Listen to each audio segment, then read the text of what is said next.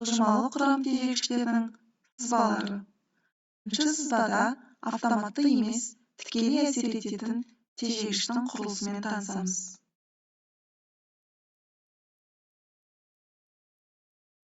Автоматты емес, тікелей әсер ететін тежегіштің негізгі элементтері қоректену магистралінен, компрессордан, бас резервуардан, тежеу цилиндрынан, краннан, тежеу магистралінен және тежеу колодкасынан тұрады.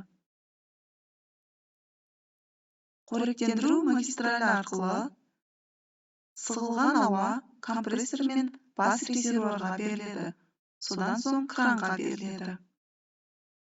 Компрессордың қызметі сығылған ауаны бас резервуарға береді. Бас резервуардың қызметі сығылған ауаны жинау үшін қызмет етеді.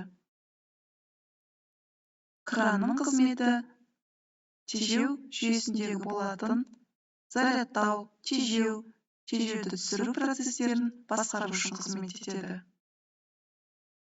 Тежеу магистралінің қызметі тежеу магистралі арқылы сығылған ауа тежеу цилиндрына жіберіледі. Тежеу цилиндрінде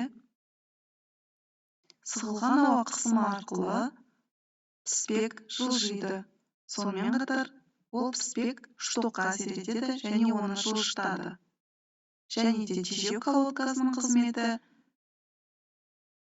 сығылған ауаға тежеу күші әсер еткен жағдайда тартым және рычаг жүйелері арқылы ол доңғалаққа қысылады.